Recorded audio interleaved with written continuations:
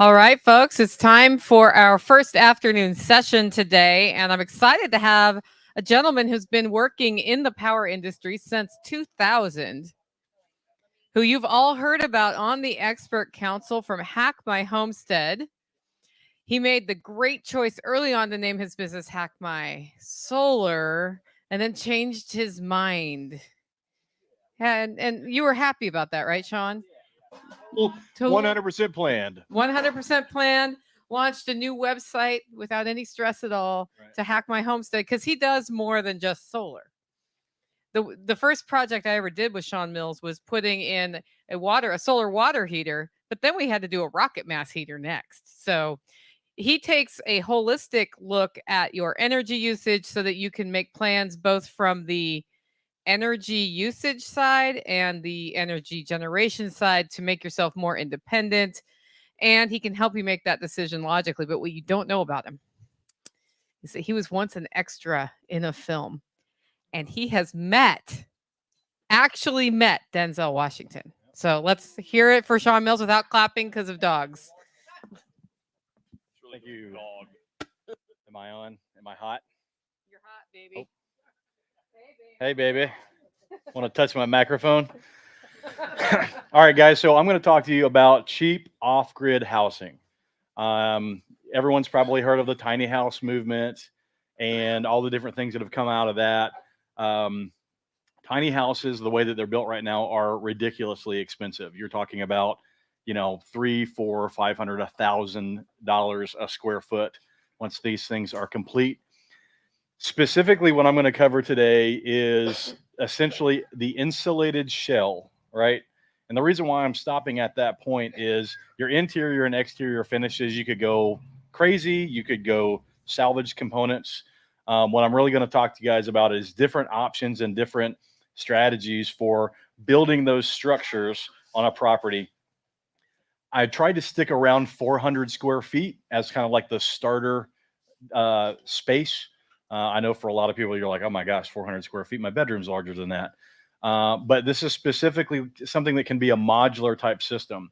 So you could build a compound, for example, and have a shared deck where the kids have their room and the parents have their room. And then there's like a shared great room. And that's something that can be built over time. Or if you've got some, plot out in the woods somewhere that you can't get materials to, the idea of bringing in, a cement truck up to the top of a mountain to be able to pour a concrete dome, it's just not going to work out for you. So I'm going to go through these kind of in backwards order from, in my opinion, hardest to build to easiest to build.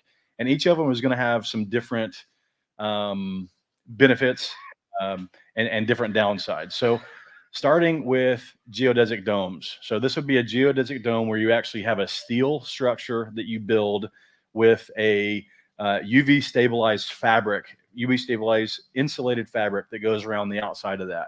And so your standard kind of, way to start there is a 23-foot diameter dome.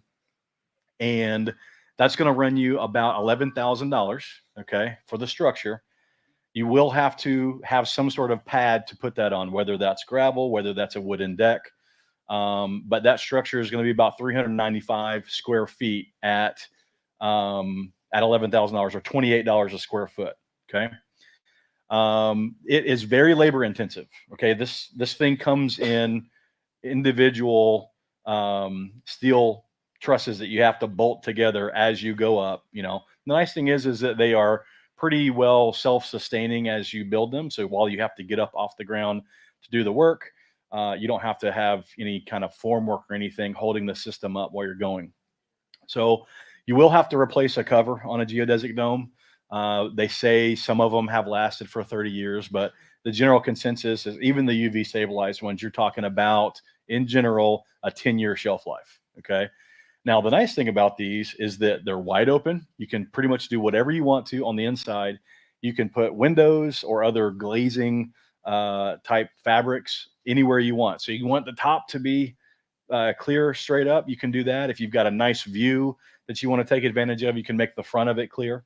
And so that's an interesting, and again, because you can do that, lights of natural light. So as we go through some of these, you'll see that they're kind of like enclosed boxes and you've got to do stuff to them to light them up. Well, a geodesic dome, you can put those light openings pretty much wherever you want. So then the next one is an aircrete dome. And I specifically went with aircrete because while Tim did a great presentation on his dome, the reality is that in a lot of places that's not going to work. You've got to be able to get a full concrete truck to your property to be able to pour a concrete dome. And it's just hard to do that. Yeah. We actually had to do a separate driveway. He had to build a road. Now, luckily he wanted to have a pond, and I think you used excavation from the pond to build that, but they literally had to build a road just to be able to get the concrete trucks around. So, you know, that's not in the budget when we're talking about a cheap off-grid home. However, aircrete can be mixed on site. The amount of Portland cement that you need compared to a solid concrete structure is much less. And I got to thinking when Jack was doing his presentation this morning about biochar, because there actually have been some studies done on mixing biochar in with aircrete. One of the problems that you can have with aircrete is that it can dry at different rates, which can cause some areas to become brittle in comparison to the other areas. If you mix biochar in, it actually modulates that drying cycle because it's going to hold on to the water and release. It's all going to release its water at the same time. And so adding biochar to an aircrete structure can make the structure itself stronger. So for a 20, yes. How tall would these domes be? Can you repeat the question? Yeah. I'll repeat it because we've got people on the live stream. Got it. So on a dome, the height is going to be half of the diameter or the radius. So a standard aircrete dome is about 24 foot in diameter. So it's going to be 12 foot tall, right? And again, the domes, it's, you know, at 12 feet, you've got one floor, right? Maybe you've got some storage up there, or a sleeping loft or something, but you're not putting much up there. But, you know, I said a geodesic dome with a fabric cover is $11,000 for 23 foot diameter. 24 foot diameter aircrete dome, half that price, $5,500. Okay. You have to do a little bit more planning for light when you do things like that. Tim has these solar reflector, like mirror lights on the top of his dome, and solar tube, right? And I think that's a great strategy for that type, because you do want to get some natural light in there. You might want a view, but even if you don't want the view, you still want some natural light getting in there. Aircrete, the structure itself is monolithic. It's well insulated. It's actually has a higher R value than standard concrete because the air in the concrete actually helps with the insulation value. And for an actual insulated structure, right, it is the cheapest per square foot at about $12. Eric?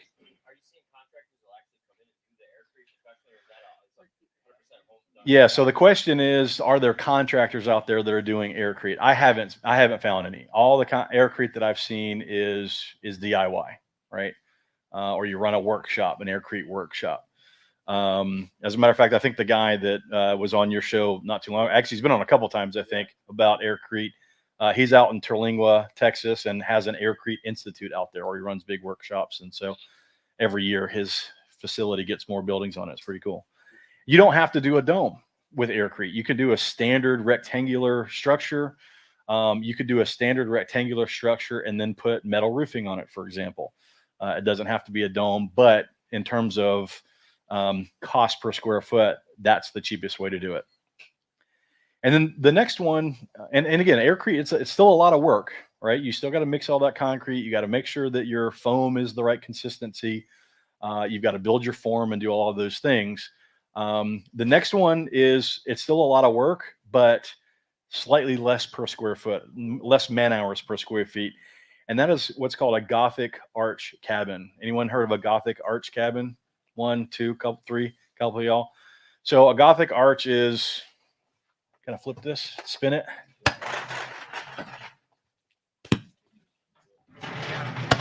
We're already on this one.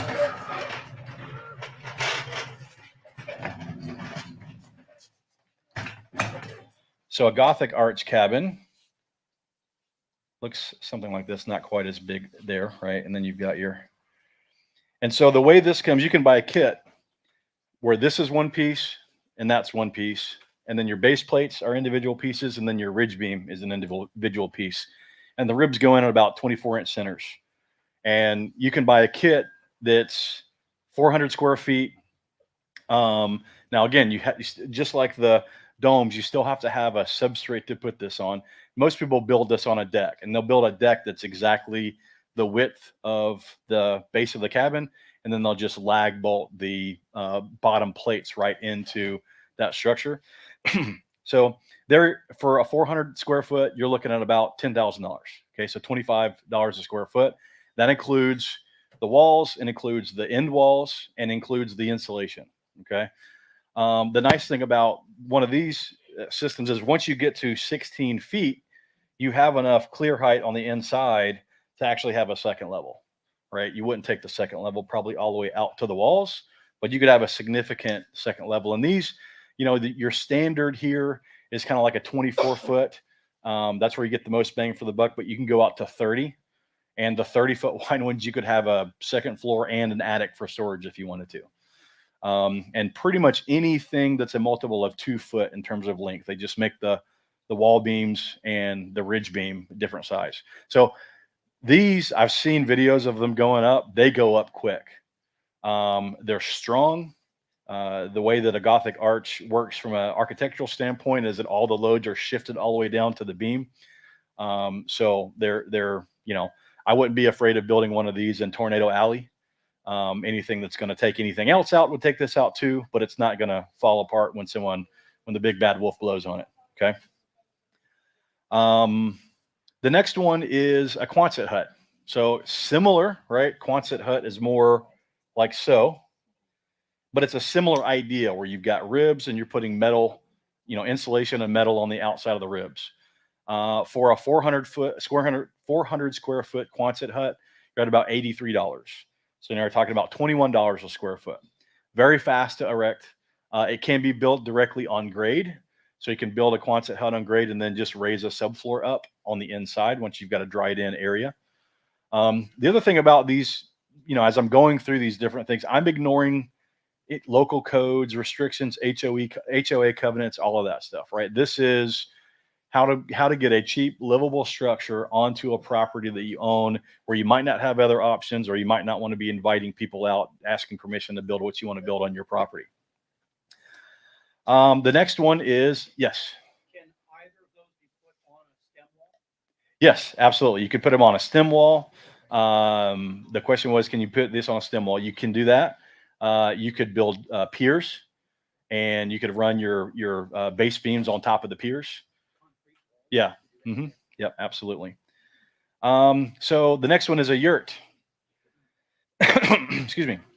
So for a 200 square foot, that's a 16-foot diameter yurt, you're about $9,000. And again, you have to have the deck to build it on as well. Now, the nice thing about a yurt is it goes together quickly, and it can be taken apart and moved and rebuilt pretty easily. And you can get nice insulated walls on yurts. I know several people that live in yurts year-round in the mountains. You get stove jacks that go right into the yurt, and you can put a wood burning stove. And one of the nice things about some of these, circular structures is that you can get kind of creative with how you're using that space. But then the downside is that, well, you're not going to go to Home Depot and pick up a set of cabinets that fit onto a circular wall, right? So one of the things you need to be thinking about if you're going to do one of these circular structures is, how do we optimize the space? Maybe we use this lower wall space for some sort of storage, right? Build a gun safe into it or something like that. Or you could just custom build everything. What's that? Oh, sorry. Then the next one, everyone's favorite, a shipping container. All right. So a high cube shipping container is typically what you want to go with. A high cube is a little bit taller than your standard, which allows you to insulate both the floor and the ceiling and still have 8-foot clear inside.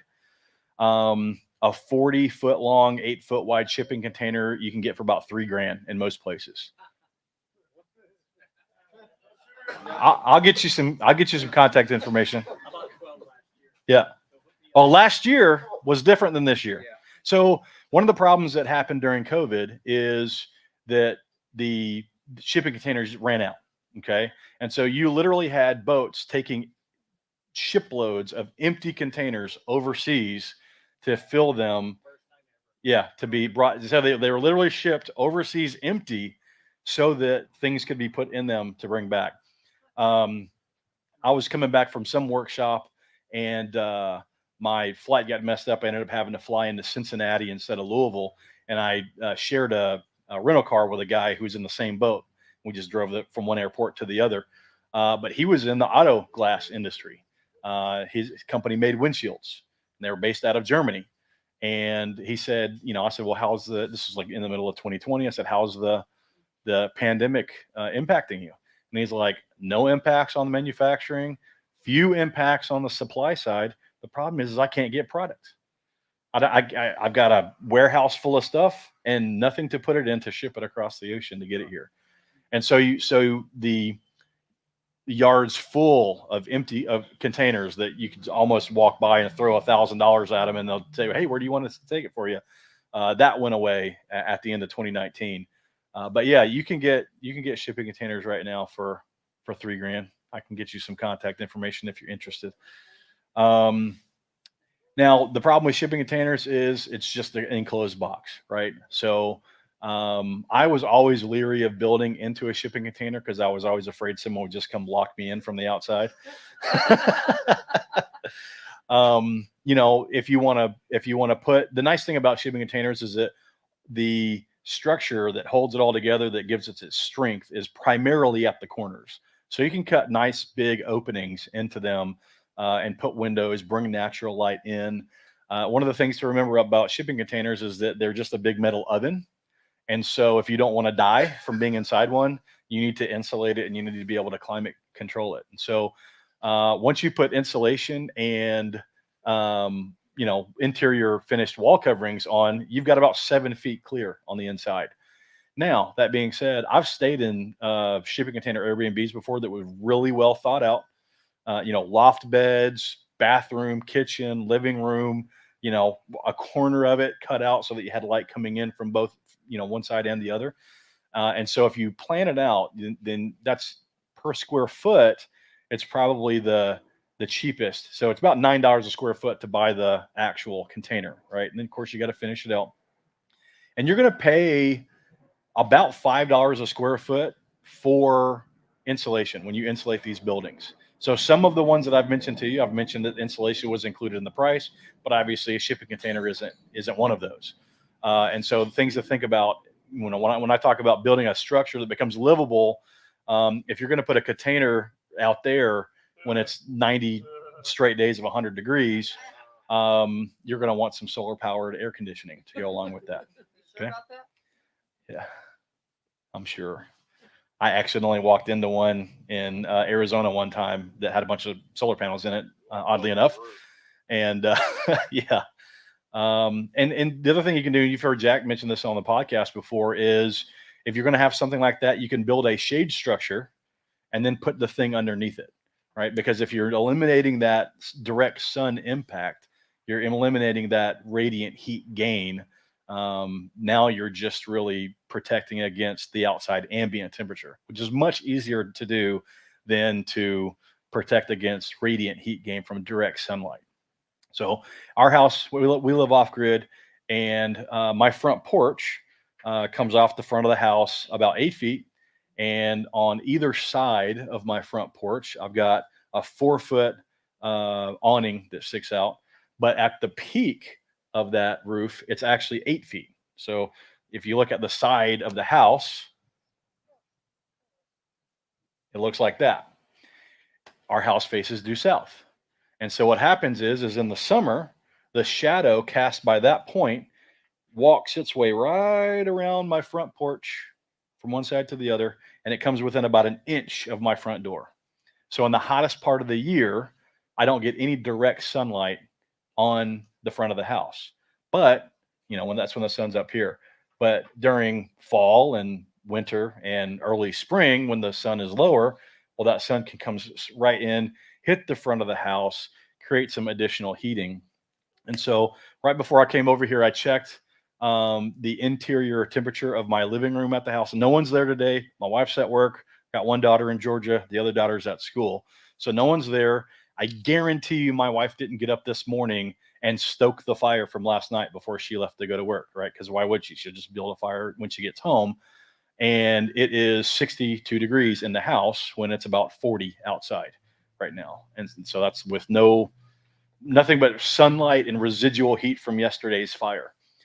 So when we're talking about the container, parking a container under a shade structure would be a good way to go about that. So the other nice thing about a container is that it is lockable. So that's kind of like my fear, is that it's lockable. But you could build a recessed, like maybe 4-foot porch with a front with a glass door and windows.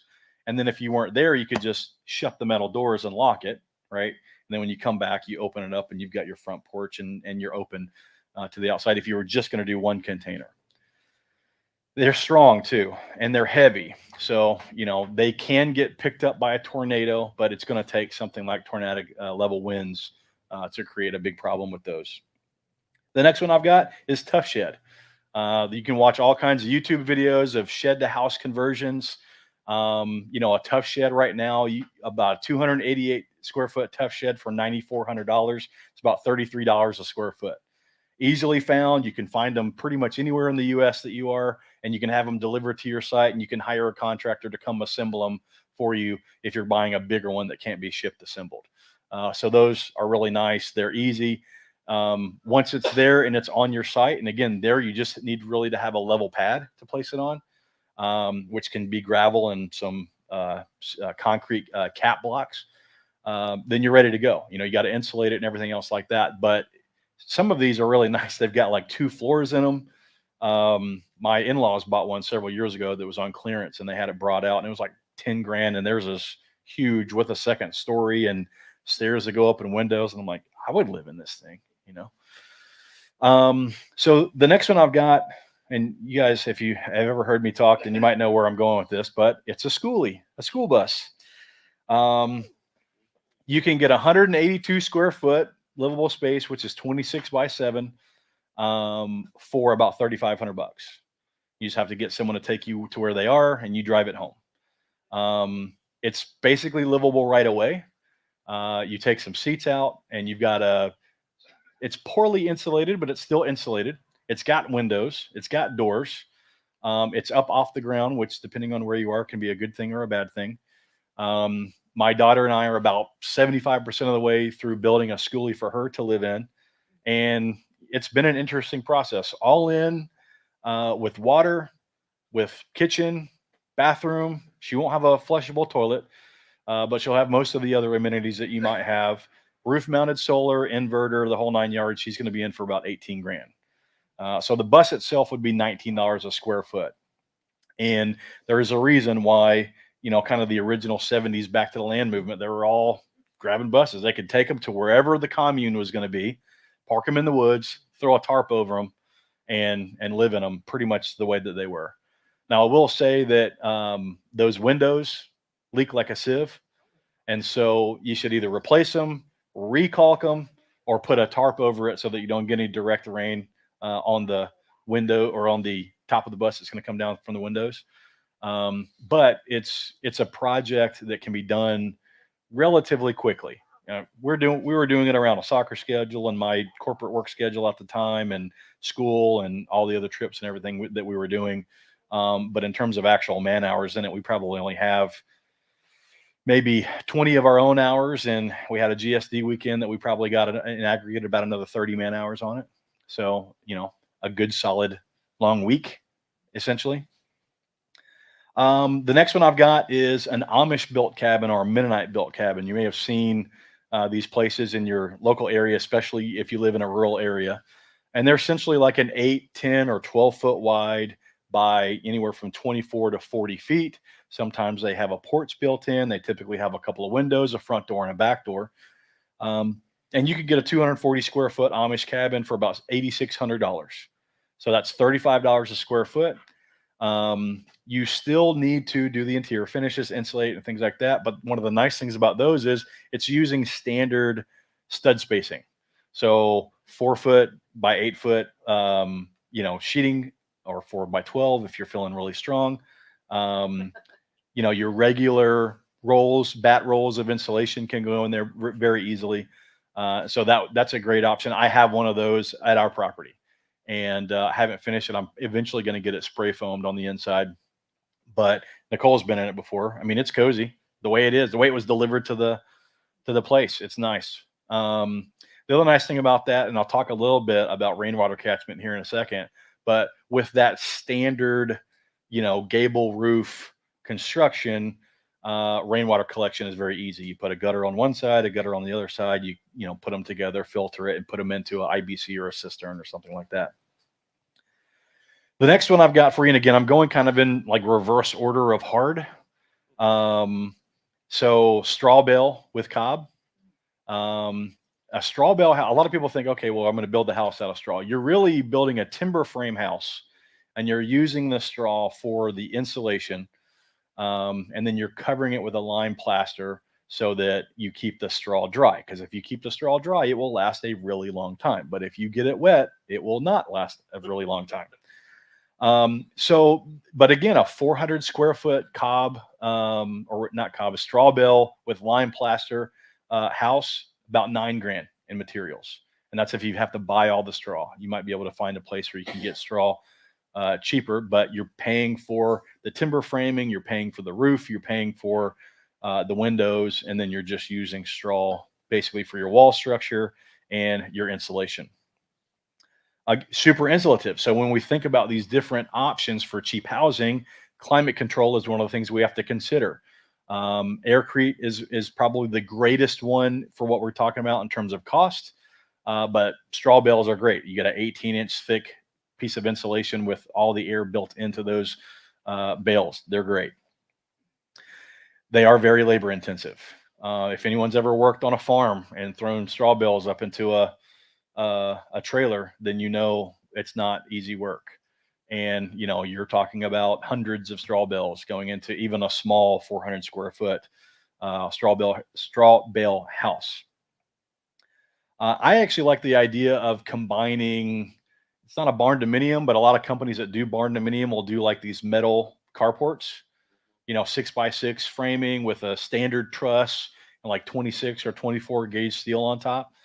And I like the idea of maybe taking one of those and combining that with straw bale construction, because you're kind of getting the best of both worlds. You're getting those economies of scale of tying into this mass-produced steel industry, and of course it's going to last theoretically longer than wood. And then our last one is earthship or earth bag construction, and those are more expensive than people think. A lot of people think, oh, the only thing I have to do is find some tires and some idiots with sledgehammers to put dirt in the tires for me, and I'm good to go. But a typical like 400 square foot earth bag structure, once you put a roof on it and buy the materials that you actually have to buy, is going to cost you about $7,000. So that one's about $18 a square foot. And my idea here, as I was going through all of these, was to say, okay, where could I build a structure where all in living in it, I'm in for about $25,000. Okay. And again, this is ignoring codes. It's ignoring HOA covenants and stuff like that. It's what can we actually do with the resources that we have. So earthship, earth bag. And so earthship is, for those that don't know, is where you're stacking tires and you're hammering dirt into them. Okay. You're bolting the tires together and you're building like courses of bricks almost and filling those with soil. An earth bag is you're filling a bag. So you don't have that hammer problem. And a lot of people will have like a pretty good system where they're using a 5-gallon bucket with the bottom cut out of it to fill those long bags, and barbed wire them together so that they don't move. Very labor intensive. And again, it's right in the same range of cost per square foot as some of these other things that we're talking about. So the idea that for the same or slightly lower cost per square foot, I would take on the kind of job of hammering tires. Yeah.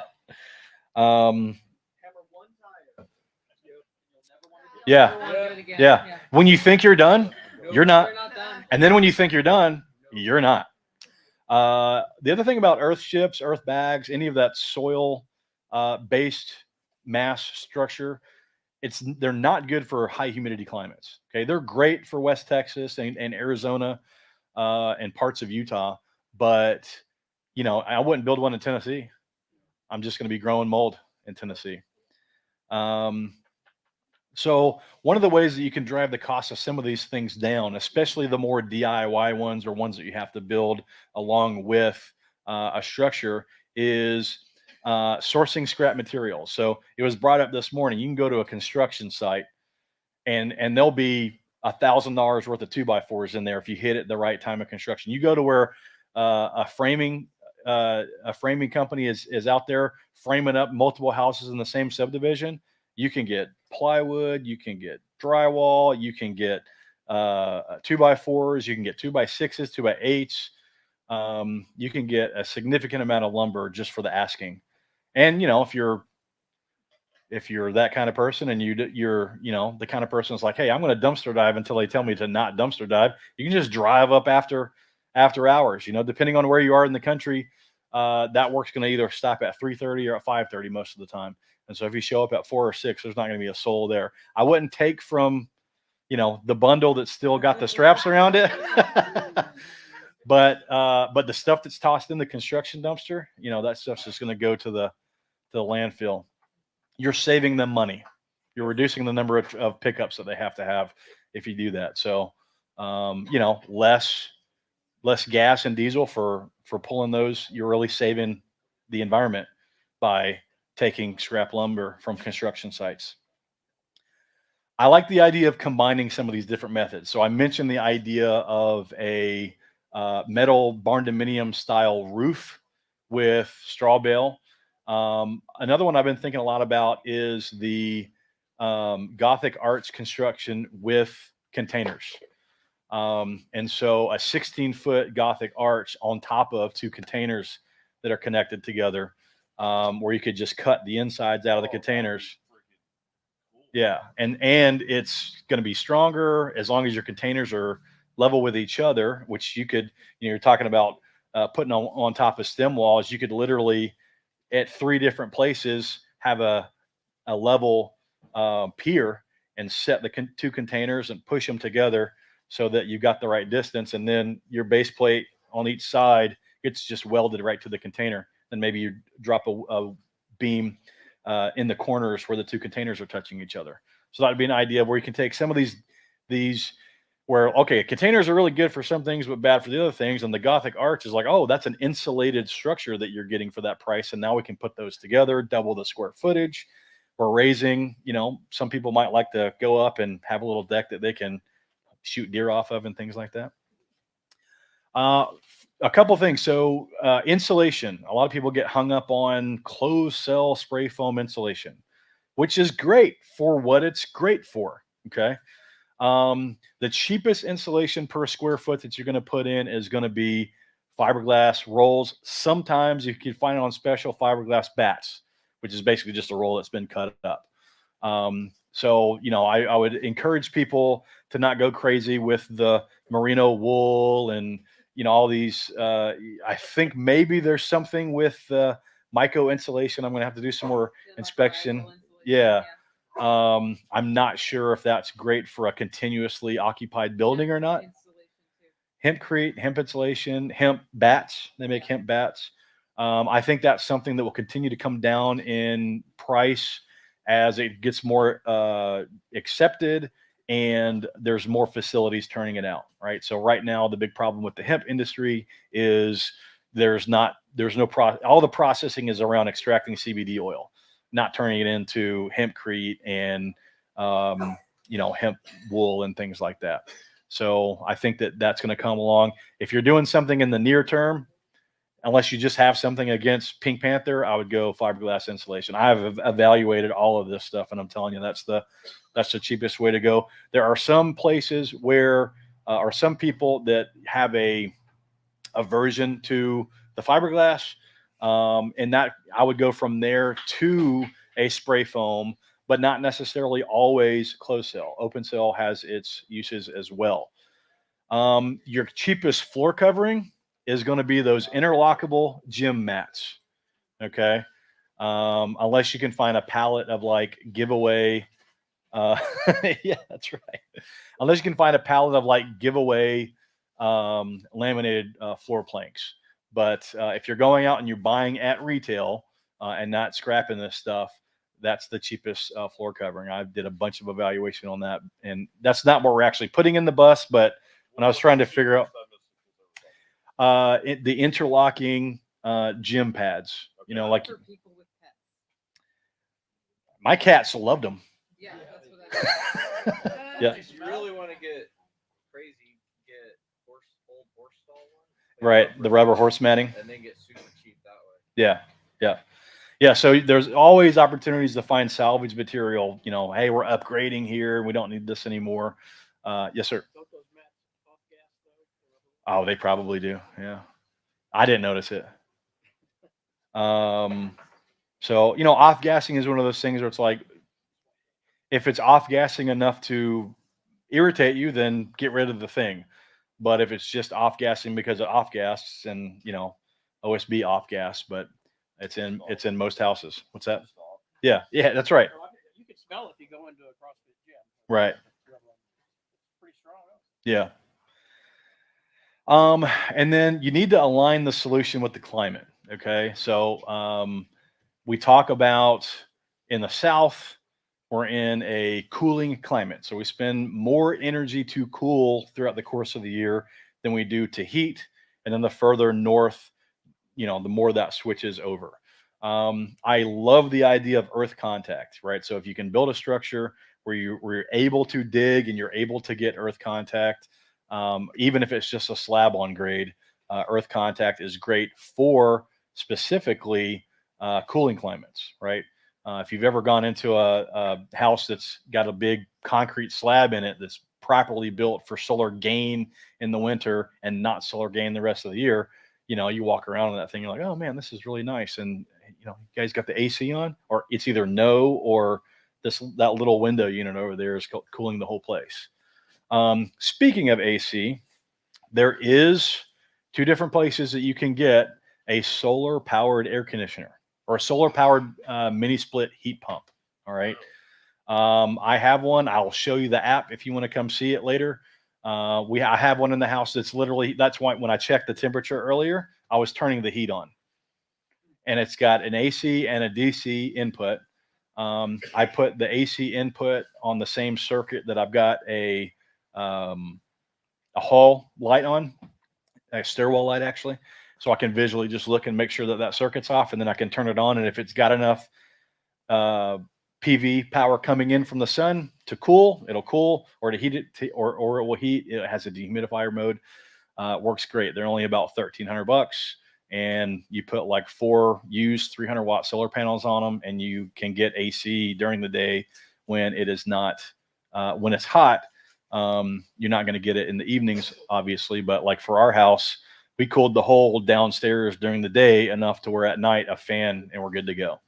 If you want to have a all day long, all night long, energy efficient cooling source, I've used the Pioneer mini splits, the inverter mini splits.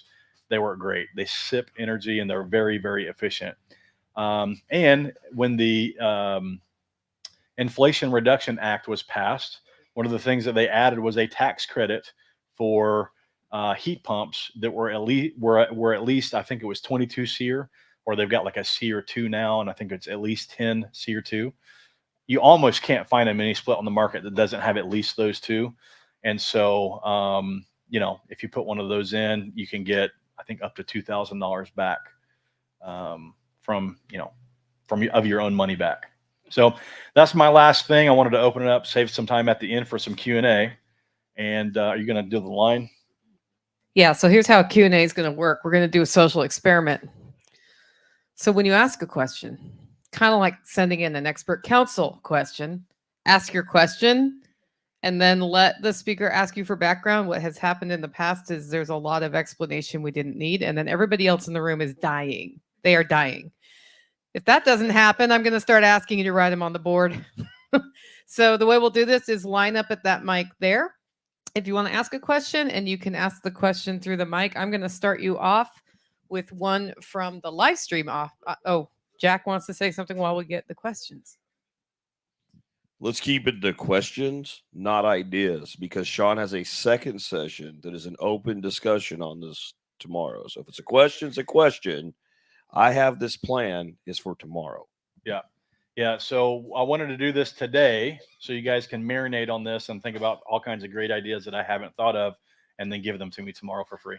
So the first question comes from the live stream audience, and they want to know, can you use aircrete underground for something like a root cellar?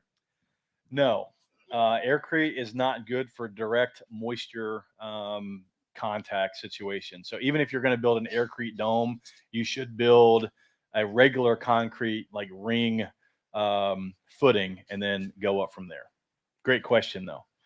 Now I will say, if you wanted to build a earth contact greenhouse, for example, and you wanted the back and sides of that to be aircrete and it would be in contact with the earth directly, that would be okay, because you're not really worried about humidity and mold and things like that in the greenhouse, especially if you've got the sun beating down on it from the open side. Good. Of the structures that you mentioned, are there any that would not be compatible with a basement? You couldn't put them on the top of a basement. The pre-built cabins and tough sheds and stuff like that, they typically sit on skids. So it's not to say that you couldn't put them on there, but it might be tough to place them over an open hole, right? That's a basement. I'm not going to say you couldn't do it. Yeah, the problem is the way they set those is they have a machine on one end and then wheels on the other. And so it's not that it wouldn't work, but you might be like, okay, well, the only way to make this work is to bring a crane in and pick it up and set it on it. What's that? Right. Yeah. I mean, you can build a storage area under the schoolie. Okay, next question comes from K-Bonk. Spray foams, which and why in 2023? I have seen many failures from the 90s spray foam. So what are your thoughts on failing spray foam? Yeah, so let's talk. So there's really three things that you want to remember with both of the kinds of spray foam. So one of them is you have to get the mixture correct, and the temperature has to be correct. And if you try to do it in an extremely humid environment, it can also cause problems, because what's happening is you're taking two different chemicals and adding them together in the gun. Okay, the gun is really just mixing those chemicals together, and then those chemicals interact with the water that's in the air to kind of, expand. So if there's no water in the air, or if it's too hot, and I think the heat is relative to the dew point, I don't know all the specifics of it. I'm not a spray foam expert, but I've done a ton of research on using one versus the other. So again, the first one is the mixture has to be right and the temperature has to be right for it to cure properly. If it doesn't cure properly, it's very, very dangerous to go into an area that's got bad spray foam.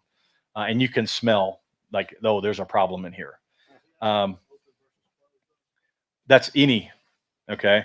So the difference between, so the thing about closed cell, and the reason why it's kind of better than open cell, is it acts as a vapor barrier as well. All right.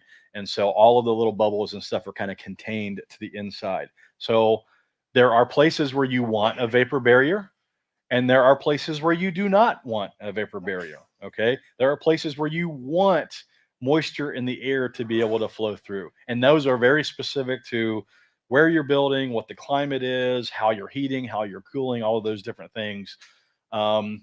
I would suggest, if you're going to do spray foam, bring in an expert, because he's going to make sure that it's cured properly. And this is coming from someone that spray foamed my daughter's bus. Okay. Make sure it cures properly, bring in an expert, and have them evaluate what specifically you're spray foaming. And they will tell you, hey, it's worth the extra money to pay for the closed cell because of X, Y, and Z. And if you don't get a good feeling from having that conversation, bring another one in. Just keep on bringing people in until you're dealing with someone that knows what they're talking about and can, give you the confidence that you're getting the right solution for the specific thing that you're using it for.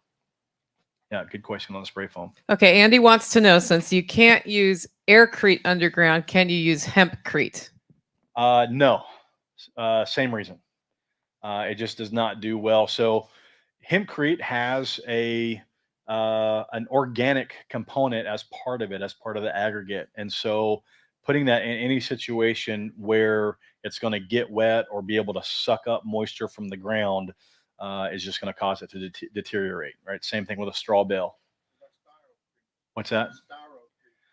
Well, styrocrete it's basically aircrete with torn up styrofoam beads packed into it. You have to build those into forms and tamp them down. You can over temp them, you can under temp them. There hasn't been a ton of research on like the right way to do it. I would not put any aircrete, whether it's got styrofoam in it or not, in direct contact with earth. Because what you're going to happen is those air bubbles that are throughout the concrete are going to start filling up with water. We didn't talk about rammed earth today. It doesn't work in a lot of the country, but rammed earth is another interesting one. If you've got a lot of labor and you don't mind working hard and not a lot of money. Any other questions? We got one coming up. Come on up to the mic, please, Steve. Have you looked into building like a pole barn with ICF walls? You probably said something like that. Yeah, I haven't. I mean, it's kind of the same idea of the straw bale with the pole barn.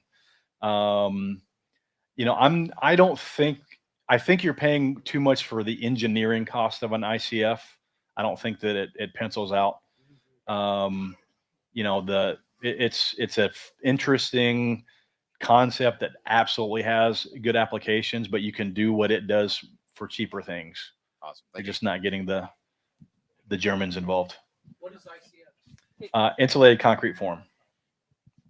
Okay, so if you want to use aircrete or hempcrete as a flooring solution, can you put a moisture barrier down so it does not absorb from the earth, the water? You could. That might be a great place to add biochar, because you're going to end up with a more consistently hard structure at the end. I mean, if you've ever been around aircrete, when you first form this stuff, you can just go and poke your finger straight into it, So I don't know if I'd want to build a floor out of something. Now, it will cure and it will harden, and you won't be able to do that later. But it's like, okay, well, what happens if someone drops a 2x4 onto my floor while it's still curing? So it's probably not the best solution. Look, there's nothing wrong with wooden subfloors, that we've been building them that way for a long time. They're cheap. It's easy to get the stuff for them. It's easy to source scrap materials to do that. All right. Don't use doubled up 2x4s for floor joists. Don't use 2x4s for floor joists. Ask me how I know. I didn't do it, but I'm fixing it. Okay. Any other questions? Okay. We will be back here at 3 p.m. Go enjoy yourselves. Buy Tegan's plants. Oh, that's a good point. Tegan is leaving today at about 4:30. And so if you did want to buy a spinach plant from her, it'd be good to do it during this break. Oh, come see Jack, because she wandered